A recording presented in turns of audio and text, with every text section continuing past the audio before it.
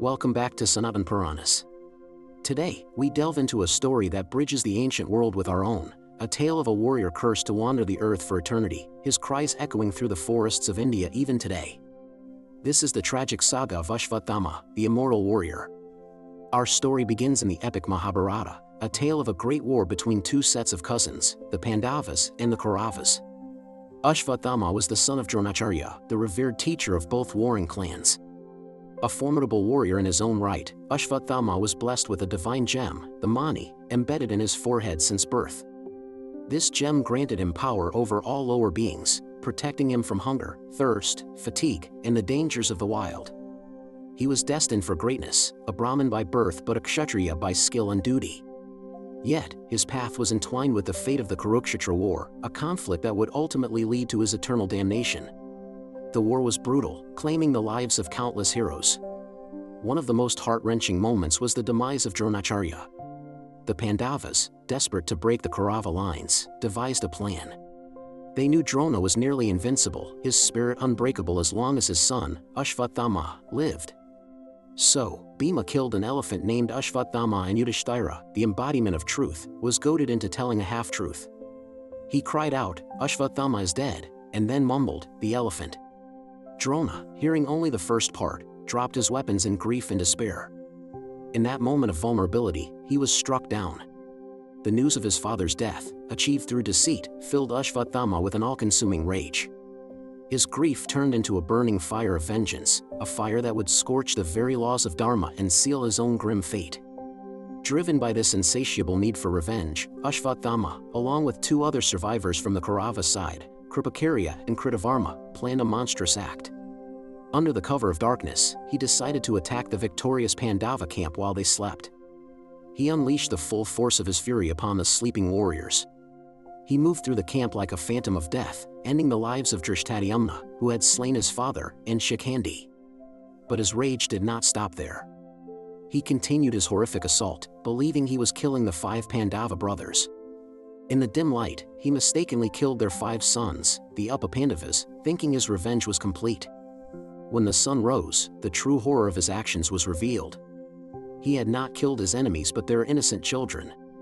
The Pandavas, upon discovering the massacre, were overcome with grief and a righteous fury. Draupadi, the wife of the Pandavas, demanded justice. She wanted the Mani, the divine gem from Ashwatthama's forehead, as retribution for the loss of her sons. Krishna, the divine guide of the Pandavas, led them to Ashwatthama, who was found hiding in the hermitage of the sage Vyasa. Cornered and desperate, Ashwatthama invoked the most powerful celestial weapon known to man, the Brahmastra. He aimed it at the Pandavas, intending to annihilate their entire lineage. In response, Arjuna, guided by Krishna, unleashed his own Brahmastra to counter the attack. The collision of these two ultimate weapons threatened to destroy the entire world. Sage Vyasa intervened, commanding both warriors to withdraw their weapons. Arjuna, with his mastery and discipline, successfully retracted his. Ashwatthama, however, lacked the knowledge to do so. Consumed by his hatred, he made a fateful choice. He redirected his Brahmastra, not towards the Pandavas themselves, but towards the womb of Uttara, the pregnant wife of Arjuna's son, Abhimanyu. This act was the ultimate sin. To use a divine weapon against an unborn child was an unforgivable transgression against the cosmic order, an act of pure adharma. Krishna, enraged by this cowardly and heinous act, stepped forward to deliver his judgment. He would not kill Ashwatthama, for death would be too swift a mercy. Instead, he pronounced a curse that would be far worse than any death. First, Krishna used his divine power to save the unborn child, Parikshit, ensuring the continuation of the Pandava lineage. Then, he turned to Ashwatthama, his voice thundering with divine authority. He declared that Ashwatthama's precious Mani would be stripped from his forehead. He then cursed him to roam the earth for 3,000 years, alone and forsaken by all. The wound left by the removal of the gem would never heal, constantly oozing blood and pus, attracting sores and disease. He would be an outcast, his body racked with unending pain and suffering, with no one to offer him comfort or aid. Krishna's curse was absolute. You will wander through the forests, crying for death, but death will not come to you.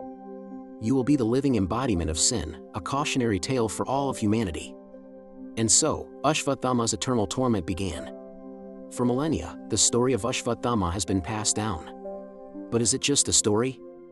Or is the cursed warrior still walking among us, his presence a chilling reminder of the Mahabharata? Throughout India, especially in the rugged, remote regions, stories of sightings persist.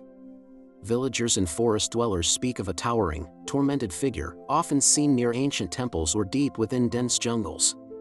One of the most famous locations associated with Ashwatthama is the Asirgarh Fort in Madhya Pradesh. Local legend claims that he visits the fort's ancient Shiva temple every morning to offer flowers. People who live near the fort swear by these stories. They speak of a tall man with a horrifying wound on his forehead, sometimes attempting to ask for oil or turmeric to soothe his eternal pain. Those who encounter him are often struck with fear and awe. Another tale comes from a railway employee in Gujarat during the 1960s. He reported seeing a tall, imposing man with a deep wound on his forehead. The man was over 12 feet tall and seemed to be in immense agony. The employee, terrified, fled the scene. Similar accounts have emerged from the Nirmada River Valley, a region steeped in myth and legend.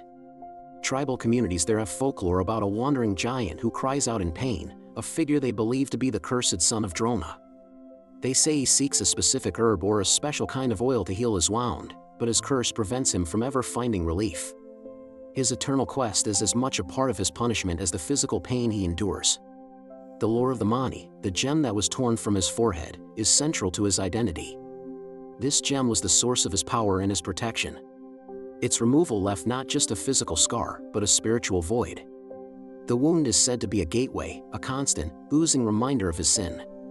Some interpretations suggest that the wound is not just a physical ailment but represents the weight of his guilt and the decay of his soul.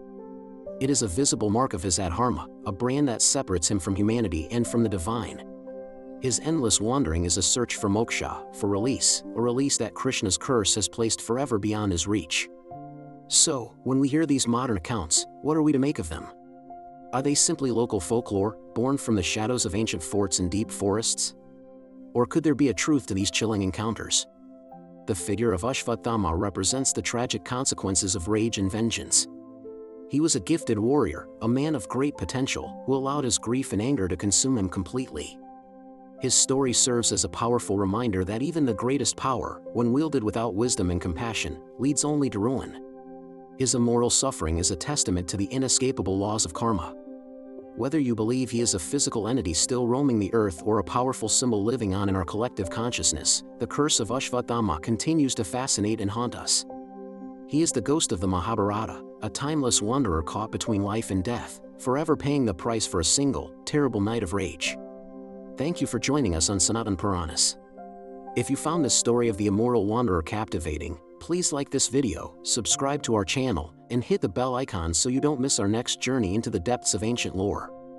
We'd love to hear your thoughts in the comments below. Do you believe Ashwatthama is still among us? Share your stories and theories. Until next time, stay curious.